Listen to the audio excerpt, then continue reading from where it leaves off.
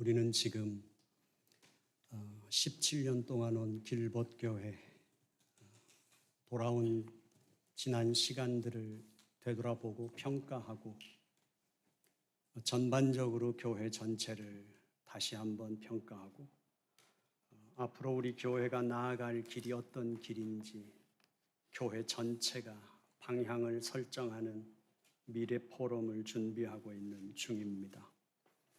그러면서 우리는 지금 요한 2서를 통해 교회는 무엇으로 세워지는가? 교회는 진리 가운데 세워진다는 사실에 대해서 6번째로 오늘 함께 말씀을 나누고자 하는 것입니다.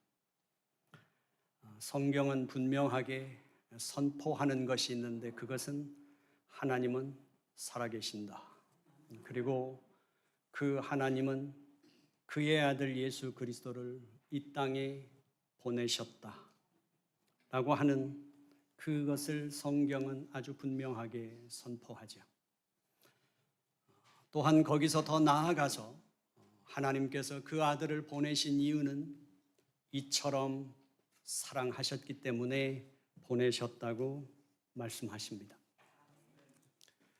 만약에 우리 그리스도인들이 이것을 정말 확신한다면 우리의 세계관은 바뀌죠. 이 세상은 약육강식의 비정한 세상이 아니며 이 세상은 생존 경쟁으로 치열하게 파멸을 향해서 치닫는 세상이 아니라 하나님의 사랑이 충만한 곳, 그 하나님의 사랑이 인간에게는 은혜로 흐르는 것, 그래서 인류를 향한 하나님의 그 사랑과 은혜가 우리 인간에게 소망을 담보하는 곳, 그곳이 세상이죠. 그래서 우리 그리스도인들의 존재는 이 세상에 아주 중요합니다.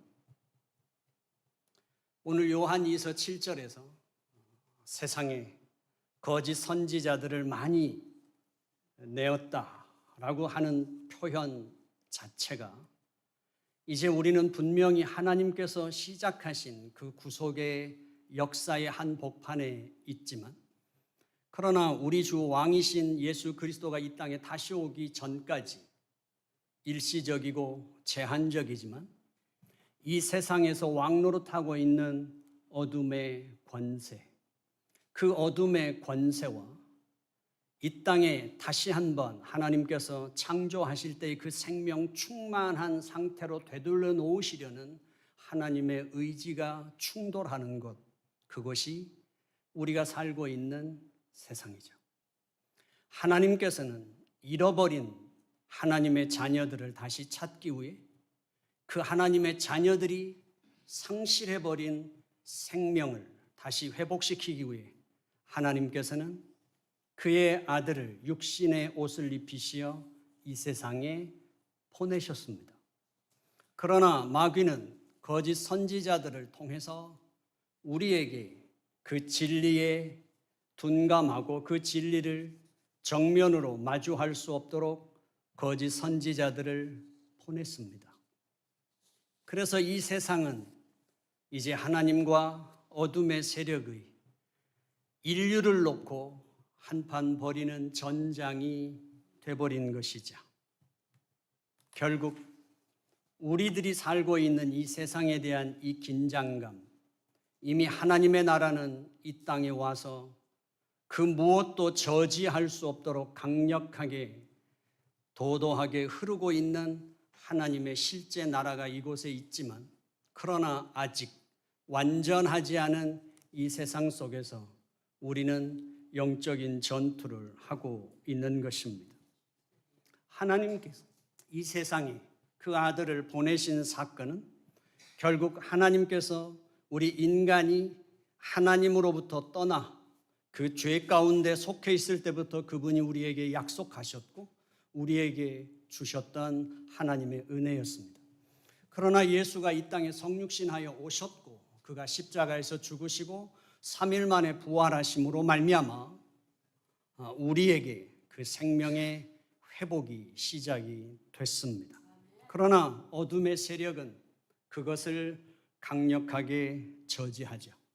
그것이 기독교가 이 세상에서 부딪히고 있는 영적인 싸움인데, 그 기독교의 모든 진리를 마귀는 다 거짓으로 만들지 않습니다. 그렇게 할 수도 없습니다. 오직 기독교의 핵심은 예수 그리스도에게 있습니다. 그렇기 때문에 기독교의 지금까지의 역사에서의 기독교의 진리의 전쟁의 중심에는 항상 예수가 있었습니다. 그것이 교회가 지금 진리 안에서 예수 그리스도의 그 복음의 순결성을 지켜는 싸움을 하고 있는 이유입니다. 예수 그리스도가 구원의 유일한 길이라는 것은 이 세상의 모든 것을 배제하거나 부인하거나 부정하는 것이 아니라, 우리 주 예수 그리스도는 이미 창조주이십니다. 하나님께서 태초에 천지를 창조하셨다고 말씀하셨던 그 태초는 이 세상의 우주 만물이 시작한 시작의 태초였습니다. 그러나 요한복음 1장에서 태초에 말씀이 계셨다는 그 말씀은 바로 그 온 우주 만물이 생기기 이전에 영원히 스스로 존재하시던 아버지 하나님과 함께 존재하셨던 그 하나님이십니다. 그 예수 그리스도는 창조주이시며 그분은 이 온 우주 만물을 유지하시고 관리하시며 완성하시는 분이시죠. 그러므로 우리 인간의 생명의 충만의 완성은 그분으로부터 이루어진다고 하는 의미이지, 우리는 이 모든 것들을 배제하거나 부정하는 우리 기독교인들이 아니라는 사실입니다. 결국 오늘 우리에게 있어서 이 진리 전쟁은 우리 교회가 맞부닥친 핵심입니다. 그래서 모든 이단들과 사이비 종교들에게 있어서 나타나는 가장 핵심적인 내용도 바로 이 예수 그리스도 안에 있습니다. 이단들의 교리의 문제점을 지적하는 것도 필요하겠지만, 그러나 전곡을 찌르는 질문은 이것이라고 생각합니다. 이단들에 속한 사람들에게 당신이 속한 그 교주는 누구라고 생각하는가? 아니면 예수 그리스도를 그 교주는 누구로 고백하는가 하는 것일 겁니다. 결국 기독교의 핵심은 단연 예수 그리스도에게 있습니다. 그래서 예수 그리스도, 그분은 참 하나님이시며 참 사람이시라는 사실이죠. 지금 요한 2서에서의 이 논쟁도 동일한 논쟁입니다. 이것이 초대교회를 끊임없이 괴롭혔고 복음을 훼손했습니다. 그러나 451년에 칼케톤 회의에서 이제 교리를 한번 정리하는 시간이 있었고, 칼케톤 교회가 고백한 예수 그리스도에 대한 고백은 이것이었습니다. 우리 주 예수 그리스도는 참 하나님이시요 참 사람이시다. 그는 신성에 관하여 성부와 동일 본질이시며 인성에 관하여 우리와 동일 본질이시다. 그러나 그는 혼동됨 없이, 변질됨이 없이, 나눔이 없이, 분리됨이 없이 한 위격 안에 신성과 인성을 겸비하신다. 이 고백이 교회를 다시 한번 진리 가운데 세웠죠. 그리고 종교 개혁의 위대함은 바로 우리가 잃어버렸던 예수 그리스도의 그 진리를 원점으로 다시 돌려놓은 것이 종교 개혁의 가장 빛나는 업적이라고 생각합니다.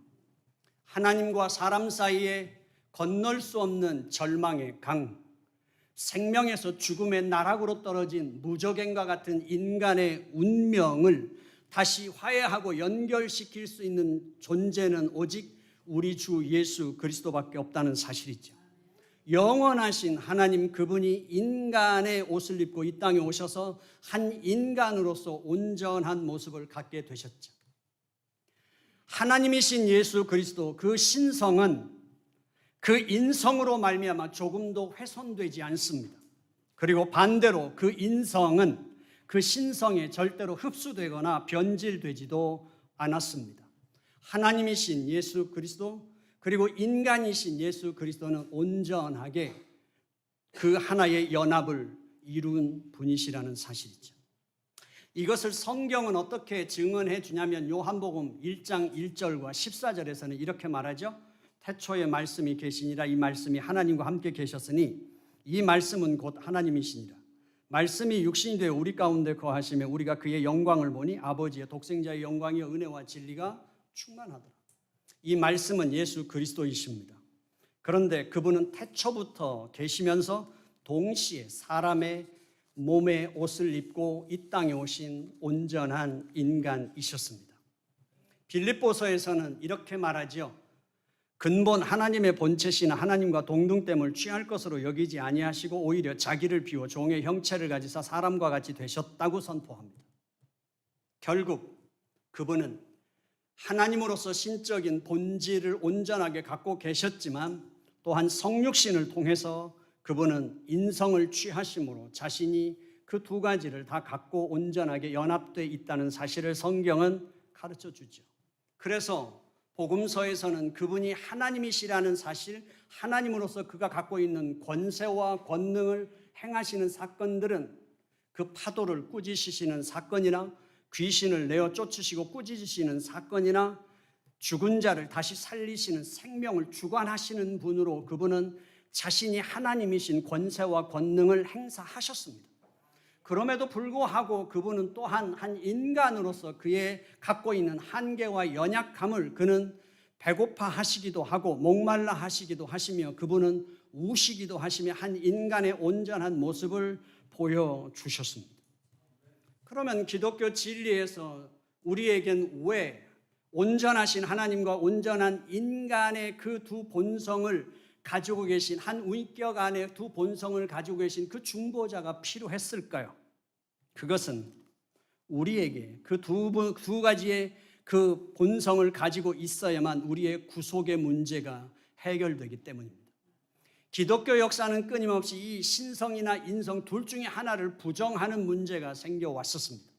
그러나 예수 그리스도의 그 신성이 부정되면 예수 그리스도의 속죄의 영원한 그 영향을 제한받게 되고 예수의 인성을 부정하게 되면 그는 우리의 형제요 우리의 대제사장이신 그가 그 자격을 상실하게 되는 문제가 생기게 되며 우리의 속죄의 문제가 이제 발생하게 되는 것입니다.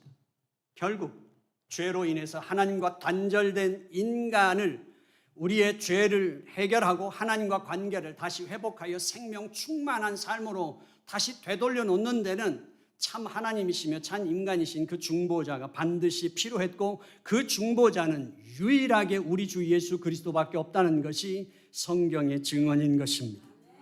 결국 우리는 신앙 안에서 교회는 분명하게 고백 공동체입니다. 교회는 사람이 많이 모이면 교회가 되는 것도 아니며 목사가 있어야 교회가 되는 것도 아니며 교회 이름으로 등록하면 교회가 되는 게 아니라 교회는 고백 공동체입니다. 주는 그리스도시요 살아계신 하나님의 아들이십니다 라는 이 고백이 교회를 세우고 교회의 토대가 되는 것입니다. 이 고백을 지켜내는 것이 교회이고 이 고백 위에 분명하게 서 있을 때만 교회의 정체성이 선명해지는 것이죠. 우리가 믿고 의지하는 그러므로 예수가 어떤 분이신지 거기에 대해서 교회는 반드시 아는 일에 최우선순위를 두어야 하며 그것을 가르치는 일에 교회의 최우선순위의 목적이 있다는 사실을 우리는 인정해야만 한다는 사실입니다. 결국 이 세상을 두고 하나님과 어둠의 세력 가운데 하나님께서는 그 아들이 진리이시라고 선언하시며 그 아들을 통해서 이 땅에 생명을 주시고 어둠의 세력, 마귀의 세력은 그가 아니라 하더라도 우리 인간의 운명은 달라질 수 있다고 가르칩니다. 소유와 성공을 위해서 그것을 통해서 더 많은 것을 소유하면 우리가 우리의 욕망을 더 많은 것을 성취할 수 있다면 인간은 인간으로서 인간이 갈구하는 본성이 충족될 수 있다고 우리에게 거짓을 말하고 하나님의 아들은 진리가 아니라고 거짓을 말하게 되는 것이죠. 이것이 요한 2서 7절부터 9절까지에서 말하고 있는 영적 전쟁의 진짜 무대인 것입니다. 그 무대 위에 지금 장로 요한의 편지를 받고 있는 교회도 그 무대 위에 서 있는 것이고 지금 현대 우리 길벗교회도 바로 그 영적 전쟁의 링 위에 올라서 있는 것이 길벗교회라는 사실입니다. 그러므로 지금 설교하고 있는 저도, 말씀을 듣는 여러분들도 우리에게 있어서는 항상 절대적으로 피를 흘리도록 치열하게 싸워야 하는 영적 전쟁터에 서 있다는 그 긴장감이 놓쳐서는 안 된다는 사실입니다. 하나님께서는 분명하게 가르쳤습니다. 이스라엘 백성들이 애굽에서 탈출하고 난 다음에 홍해를 건너고 하나님이 가장 첫 번째로 가르쳐 주신 것이 기도는 우리의 생명이라고 가르쳐 줬습니다. 하나님의 말씀을 따를 건지 안 따를 건지 홍해를 건너기 전에 모세는 그 말씀의 영적 전쟁에 부딪혔었고, 건너고 난 뒤에 아말렉 전투에서 모세의 손이 내려오면 그들의 동족의 생명이 죽어나가는 걸 그는 목격할 수밖에 없었습니다. 그리고 그 기도가 살아있는 동안만 그 생명, 동족의 생명은 지켜질 수 있었던 것입니다.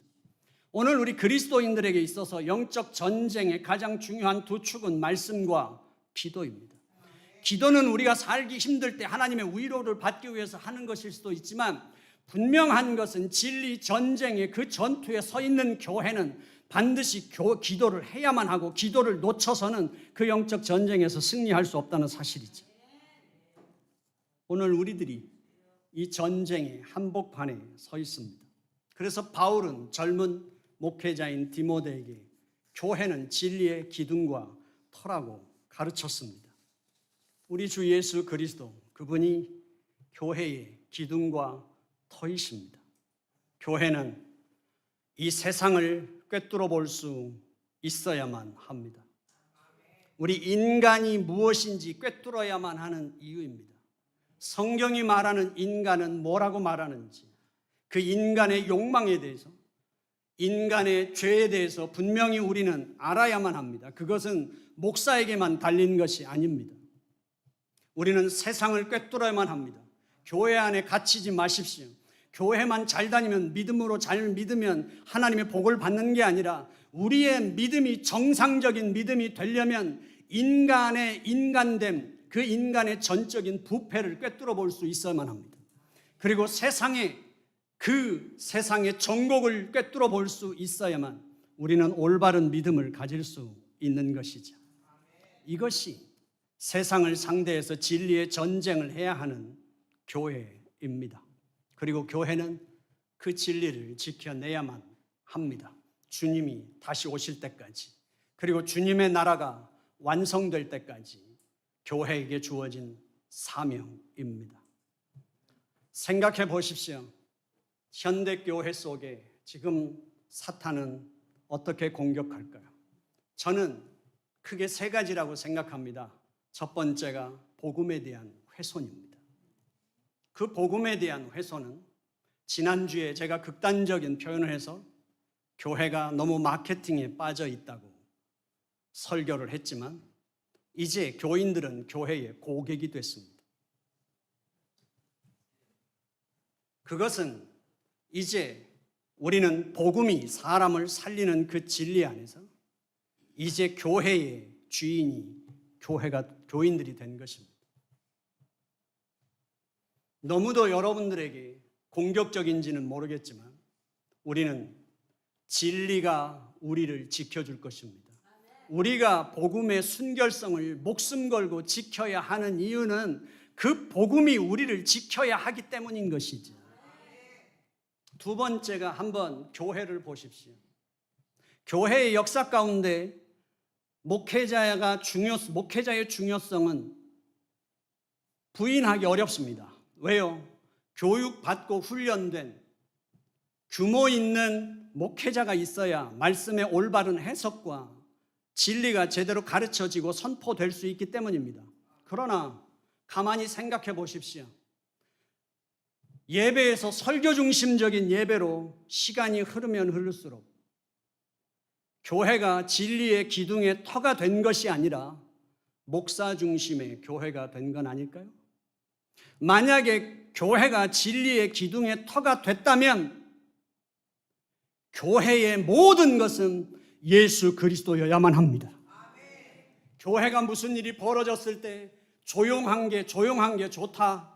그저 좋은 게 좋다. 굳이 일 만들어서 시끄럽게 할 게 없다. 그게 교회의 문제가 발생할 때마다 교회를 덮어버리는 교회의 기준이 될 수 없는 이유입니다. 우리 주 예수 그리스도 그분이 교회의 기준이어야 하고 우리가 정말 살펴야 하는 것은 예수 그리스도여야만 한다는 사실입니다. 그런데 사실은 진리의 기둥과 터가 이게 중요하기 때문에 목회자의 그 설교가 예배의 중심에 왔는데 어느 사이엔가 교회의 중심이 목회자가 됐습니다. 행정의 최고 책임자도 목회자예요. 예배의 최고 모든 것도 목회자예요. 입법자도 목회자예요. 당회도 목회자예요. 모든 것이 목회자라면 만약에 그 한 사람이 조금만 비껴가도 교인들의 운명은 어떻게 될까요? 사탄은 우리에게 악마 같은 모습을 하고 다가오지 않습니다. 서서히 교회의 진리와 기둥의 터로서 교회가 얼마나 중요한지 알아 말씀이 예배의 중심에 왔지만 그러나 시간이 흐르면 흐를수록 말씀이 중심이 된 우리 주 예수 그리스도가 교회의 터가 되신 것이 아니라 목사가 된 것이죠. 교인들이 그러다 보니까 무의식 중에 합니다. 목회자의 목회가 성공해야 되는데 잘 되도록 성공하도록 섬겨야 된다? 아니요. 예배를 한번 보십시오. 사탄이 어떻게 변화시켜 가는지. 시대에 따라서 교회 안에 찬양의 양이 늘어났습니다. 그리고 찬양의 영향력은 무시할 수 없습니다. 그런데 우리가 어떤 삶에 처하든지 하나님 그분은 찬양 받으시기에 합당합니다. 우리의 환경과 조건으로 찬양이 결정되는 것이 아니라 우리의 환경과 조건과 처지에 상관없이 그분은 찬양 받으시기에 합당합니다. 그런데 교회 안에 찬양의 시간이 늘어나면 늘어날수록 찬양의 영향력이 크면 클수록 예배의 대상이 우리 주 아버지 하나님이 아니라 예수 그리스도가 아니라 성령이 아니라 우리가 돼버렸다는 사실이에요. 우리를 얼만큼 시원하게 충족시켜 줄 수 있는지, 우리가 한 주간 동안 나가서 살 만큼 얼만큼 우리를 회복시켜 줄 수 있는지 바뀌었습니다. 부인하기 쉽지 않습니다. 왜 그랬을까요? 목회자도 중요하지만 이 진리에 대한 모든 것들이 우리 교인들을 소극적으로 만들어 놨기 때문이죠.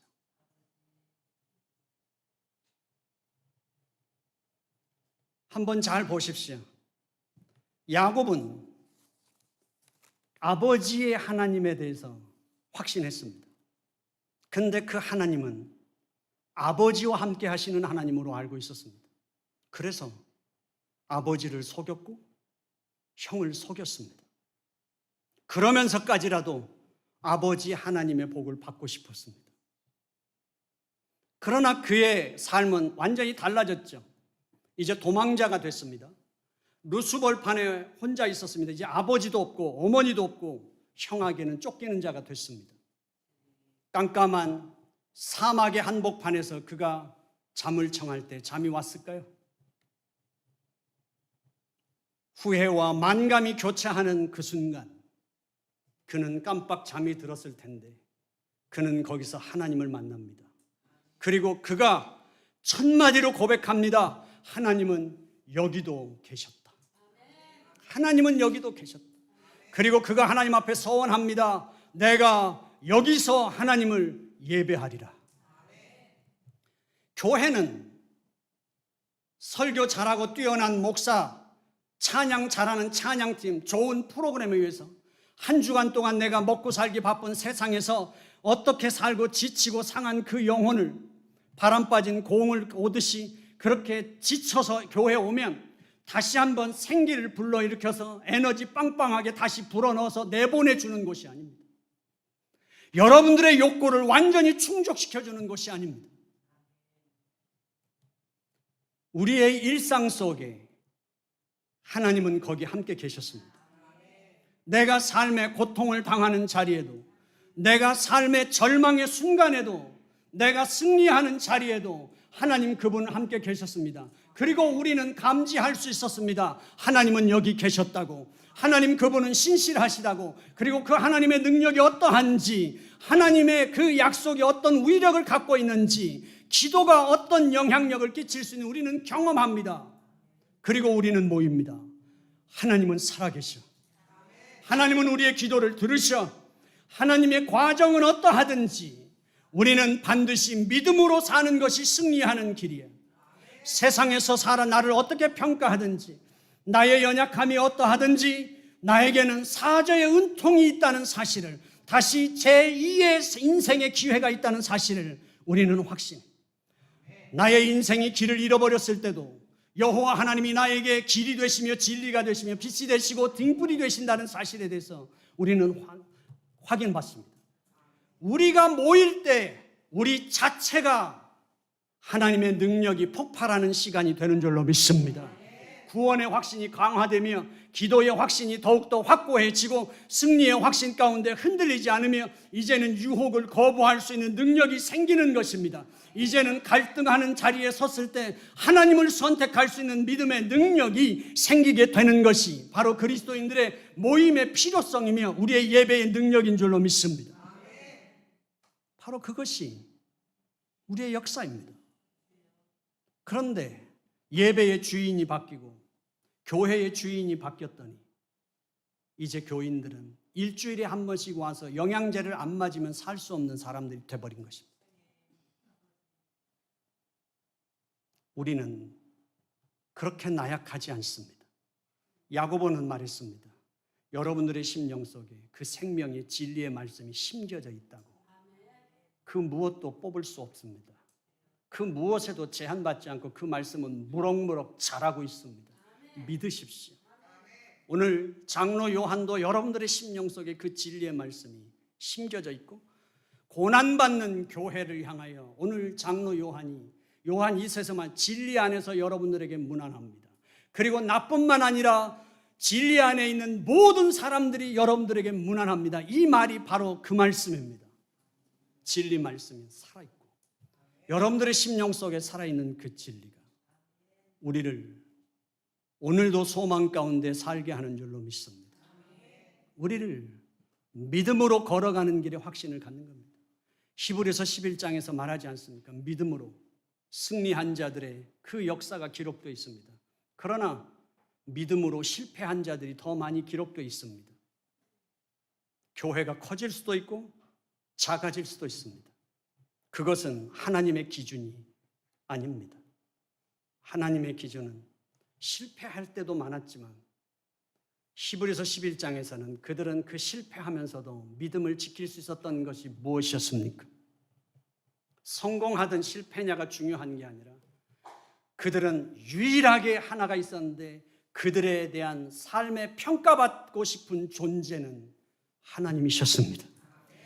내가 이 땅에서 고난과 실패로 점철된 인생을 살았다 하더라도 하나님이 승리자라고 말하시면 그건 승리였습니다. 그것이 히브리서 11장의 믿음이었습니다. 오늘 길봇교회가 이 진리의 싸움에서 승리할 수 있는 교회가 되기를 주님의 이름으로 축원합니다. 기도하겠습니다. 하나님 아버지, 감사합니다. 하나님의 자녀들, 마귀는 끊임없이 우리를 참소합니다. 그러면서도 네가 하나님의 자녀라고 말할 수 있느냐고, 그러면서 네가 하나님을 입에 올릴 수 있느냐고. 그러나 우리의 자격과 공로에 있지 않고 우리의 삶의 모든 건 우리 주 예수 그리스도에게 있으며 아버지 하나님께 있기, 이 세상이 어찌할 수 없는 우리의 우리됨의 영광과 존귀함과 능력과 권세를 발휘하며 살아갈 수 있는 하나님의 자녀들이 되도록 이 시간 역사하여 주시옵소서. 하나님의 자녀로서 눈에는 정기가 빛나게 하여 주시옵소서. 얼굴에 화색이 돌게 하여 주시옵시고 발목에 힘을 주시옵시며 무릎에 힘을 주시고 허리를 강하게 하여 주시옵시사. 이 세상을 의연하게 걸어갈 수 있는 하나님의 자녀들이 되게 하여 주옵소서. 예수님의 이름으로 기도드려 싸움나이다. 아멘.